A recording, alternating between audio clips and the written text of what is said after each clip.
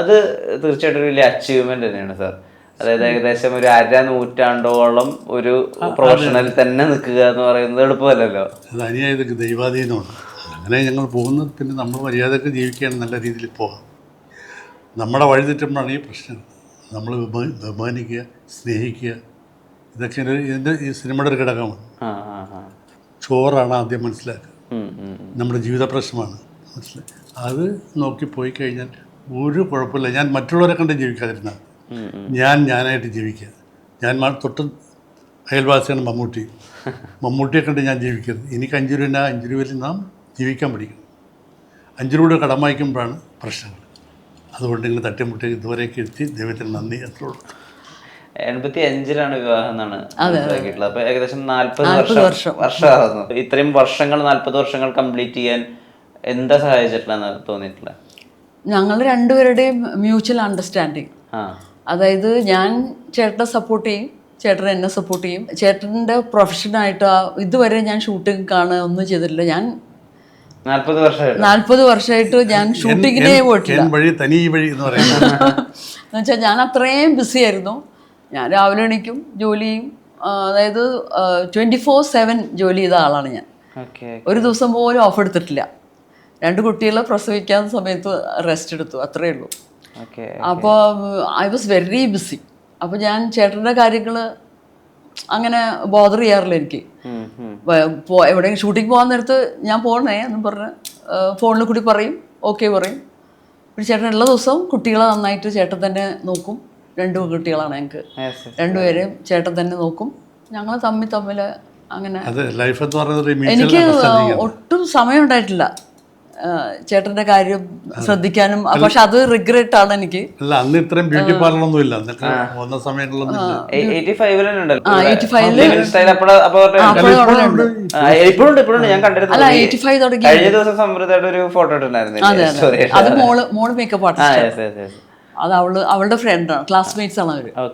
കോളേജിൽ ഒന്നിച്ച് പഠിച്ചത്. സാർ, ഇപ്പൊ ഞാൻ ഒരിടത്ത് വായിച്ചിട്ടുണ്ട്, സാറ് വൈഫിനോട് പറഞ്ഞിട്ടുണ്ട്, അതായത് എനിക്ക് എന്റെ പാത്രങ്ങൾ നീ കഴുകണ്ട, എന്റെ തുണി ഞാൻ തന്നെ മടക്കി വെച്ചോളും, എനിക്ക് വേണ്ടി രാത്രി ഭക്ഷണം കഴിക്കാൻ നീ കാത്തിരിക്കുകയും വേണ്ട.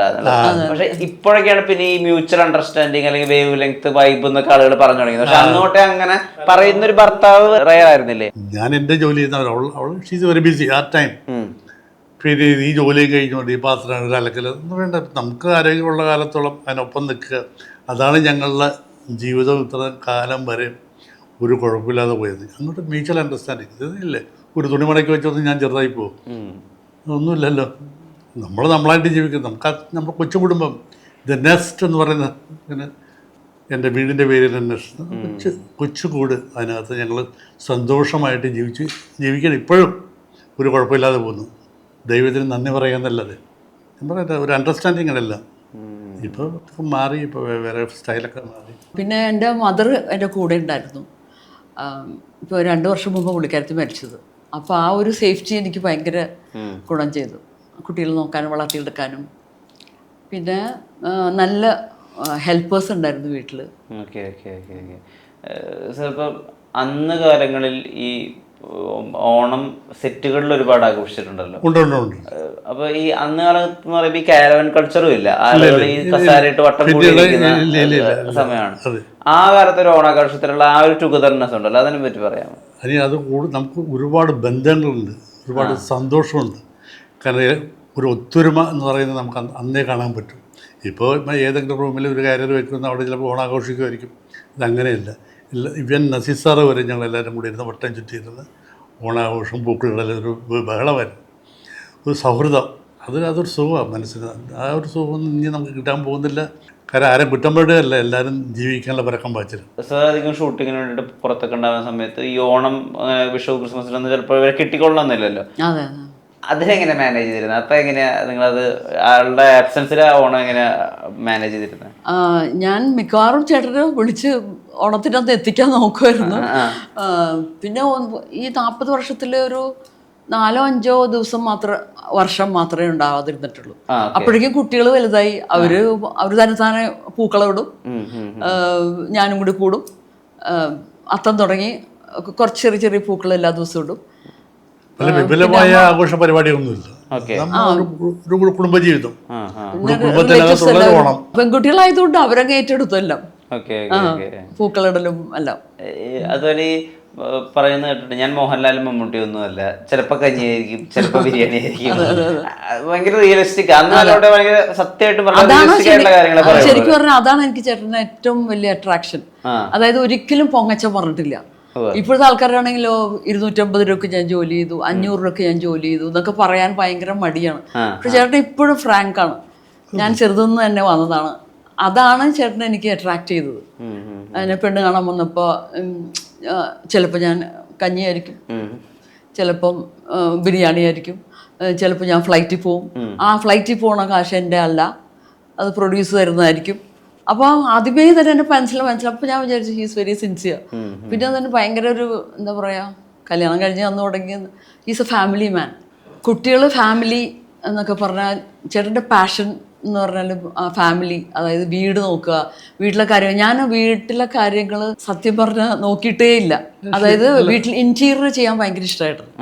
അത് ഇങ്ങനെ, അതാണ് പാഷൻ. അപ്പോൾ ദിവസം ഇങ്ങനെ ചെയ്തുകൊണ്ടിരിക്കും. ഇപ്പോൾ 6 മാസം കഴിഞ്ഞാൽ നിങ്ങൾ വന്ന വേറൊരു ലുക്കായിരിക്കും. അതാണ് പാഷൻ. ജോലിക്കാരെ കൊണ്ട് തൊടിപ്പിക്കില്ല, എല്ലാം ക്രിസ്റ്റലും അതും ഇതൊക്കെ അത് പൊട്ടിച്ച് കളയും. അങ്ങനെ അതാണ് ജീവൻ. ഫാമിലി, കുടുംബം, മക്കളെ എന്ന് പറഞ്ഞാൽ രാവിലെ തുടങ്ങി വൈകുന്നേരം. ഇപ്പം ഞാൻ ഒന്ന് വഴക്ക് പറയാൻ പോലും സമ്മതിക്കില്ല, മിണ്ടിപ്പോരുത്. മുമ്പ് വരെയും ചോദിക്കായിരുന്നു മകളിൽ ഉറങ്ങുമായിരിക്കും അല്ലേ? അതാ മക്കളെ എന്ന് പറഞ്ഞ ജീവനാ ഞാൻ. പക്ഷെ ഞാൻ എന്നോട് അത്ര അടുപ്പമില്ല കുട്ടികൾക്ക്. ചേട്ടനോടാണ് കുറച്ചുകൂടി അടുപ്പം കുട്ടികൾക്ക്. ഈ ഇഷ്ടമുണ്ടല്ലോ ഇപ്പം അങ്ങനെ ഇന്റീരിയർ ഡിസൈനിങ് പഠിക്കുകയോ അല്ലെങ്കിൽ ആർക്കിടെക്ചർ അങ്ങനെ പഠിക്കുകയൊന്നും ചെയ്തിട്ടില്ലല്ലോ. ഈ ഇഷ്ടം എവിടുന്നാ തുടങ്ങുന്നത്? ഈ ഇഷ്ടം ഞാൻ ജനിച്ചു വളർന്ന ഫോർട്ട് കൊച്ചിയിലാണ്. ഓക്കെ. അപ്പോൾ അവിടെ അന്ന് എല്ലാം മാനേജർമാരൊക്കെ എല്ലാം ഫോറിനേഴ്സാണ്. നല്ല ബംഗ്ലാസ്, നല്ല ഫോർട്ട് കൊച്ചി സ്റ്റൈലിലുള്ള വീടുകളും ബംഗ്ലാവുകളൊക്കെ. അപ്പോൾ അന്ന് ചെറുപ്പത്തിലൊക്കെ ഞാനിങ്ങനെ അവിടെ പോയി നിൽക്കുന്നത് എന്തൊരു ഭംഗിയാണ്, എന്തൊരു സ്റ്റൈലാണ്. അതിങ്ങനെ മനസ്സിൽ ഇങ്ങനെ വളർന്ന് എനിക്ക് ചെറിയൊരു കുപ്പി കിട്ടിയാൽ ഞാൻ അതിനകത്ത് എന്തെങ്കിലും വെച്ചിട്ട്, പഴയ ഞങ്ങളൊരു കുടിൽ വീടാണ് വലിയ എൻ്റെ ചെറുപ്പത്തിൽ. അവിടെ എവിടെയെങ്കിലും മൂലക്ക് വെക്കും. പഴയ പെങ്ങളുടെ സാരി എന്തെങ്കിലും കട്ട് ചെയ്തിട്ട് കട്ടണാക്കി അതൊക്കെ കമ്പിയൊക്കെ കയറ്റി അങ്ങനെ ഒരു വളർന്ന് പിന്നെ അത്യാവശ്യം കാര്യങ്ങളൊക്കെ ആ ഒരു വളർച്ചയാണ് ഇപ്പോഴും ദൈവാധീനം കൊണ്ട് നമ്മളിങ്ങനെയൊക്കെ അത് മനസ്സിൽ. വീടിന്റെ ഇന്റീരിയർ ഒക്കെ ചേട്ടൻ തന്നെ ചെയ്യണം കേട്ടോ. ആദ്യമായിട്ട് പാർലർ തുടങ്ങിയപ്പോൾ ആ പാർലറിന്റെ ഇന്റീരിയർ ചേട്ടനാണ് ഇത്. പിന്നെ എവറി 10 years ഞങ്ങൾ ചേഞ്ച് ചെയ്യും. അത് വരച്ച് കൊടുക്കും. ഇവിടുത്തെ ഓരോ കോർണറും ഞങ്ങൾ ഈ വീട് വെക്കുമ്പോൾ വരച്ച് ആർക്കിടെക്റ്റിന്റെ കൂടെ ഇരുന്ന് ഓരോന്നും വരച്ച് ചെയ്തതാണ്. ഇന്റീരിയർ ഡെക്കറേറ്റർ വേണ്ടി വന്നിട്ടില്ല. ബേസിക്കലി വരയ്ക്കുമായിരുന്നു. ഞങ്ങൾ രണ്ടുപേരും വരക്കും. എൻ്റെ മോള് വരക്കും, മക്കള് രണ്ടും വരക്കും.